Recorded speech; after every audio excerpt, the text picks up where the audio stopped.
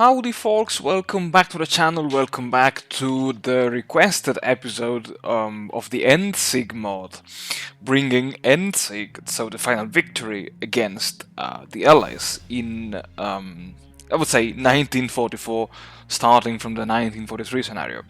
So first of all, I must say I got a bit confused by the events that were popping up right after the defeat of the Soviet Union, because I was a bit pissed at the beginning, because I was like, how come that I only get this portion of Soviet Russia?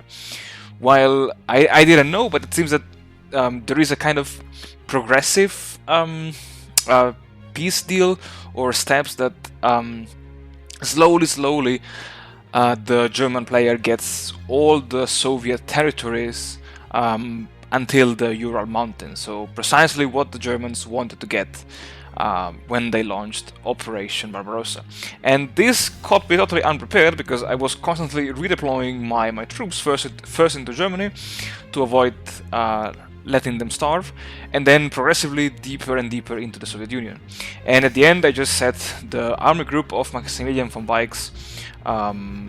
I ordered those divisions to just guard the Ural Mountains, even though I started a justification against the Soviets again, but in the end I just forgot about it. The situation after the fall of the Soviet Union improved dramatically, because I had an enormous amount of resources, of factories and manpower as well.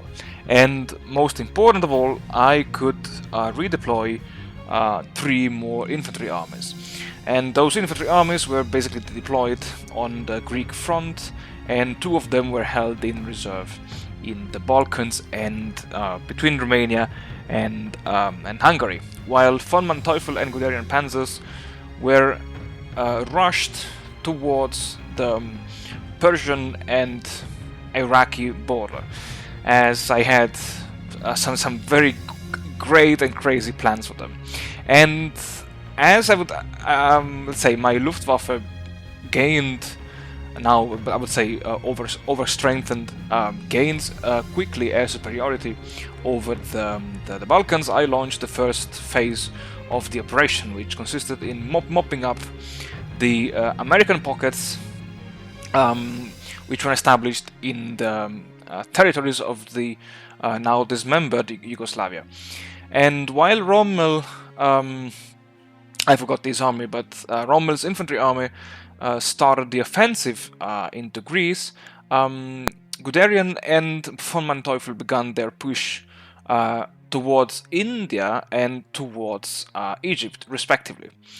And this was kind of funny, because despite the lack of air superiority, honestly, not even the Allied had any plane in the region, so I think they were too distracted by the main Italian front. Guderian and von Manteufel's panzers quickly overran the few enemy divisions there, and they rapidly advanced towards their destinations. That was really impressive. And in March 1944, knowing that D-Day was about to start, I decided to launch the offensive on the Italian front. And for this I amassed a total of 2 infantry armies, so 48 divisions plus 20, so 68 divisions against, I would dare saying, half the amount of Allied divisions.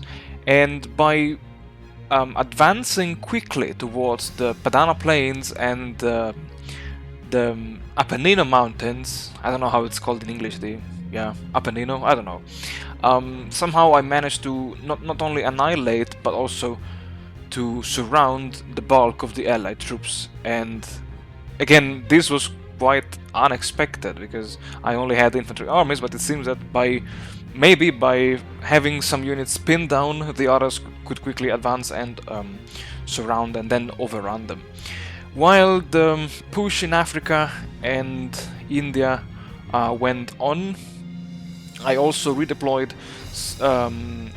how it's called, Vlasov army of Norway to finally fight into Finland, because I forgot about the Finnish the Finnish front basically, and it was, I mean, a slow advance because mainly of the mountainous terrain and the fact that I only had one mountain division there. By, let's say, the end of April, half, if not all of the northern Norway has been liberated from the Americans. At the end of April, Guderian's panzers finished the occupation, I would say, of India, and at that stage I was like, okay, maybe it's time to put Guderian in charge of the North African front to relieve Rommel's infantry army.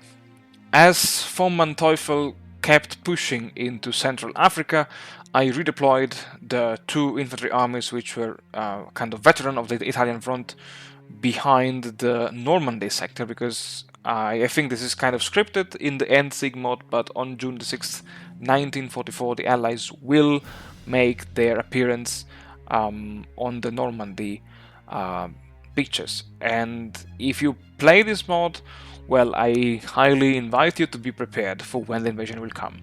And interestingly, despite all the scripted D-Day events, I must say that the Allied AI this time fought incredibly well, because as you can see right now, the Allies did launch already several amphibious invasions, one next to La Lorient, I think it's called, and the other one next to Boulogne and Calais. And I would say the one next to Boulogne and Calais was about to end in a disaster for me, and luckily I sent immediately into action my second infantry army, the one led by General Kruger, while the army led by Kesselring quickly and rapidly took care of the Allied divisions which landed in Normandy. And with the capitulation of France and South Africa and Belgium, I came to the conclusion that, yeah, by July of 1944, I brought to a victorious end this campaign, with Germany now controlling the bulk of Soviet Russia, as well as the whole of Central Africa. Surprisingly, despite all these victories, there were some mutinies in the Wehrmacht. I did not understand it.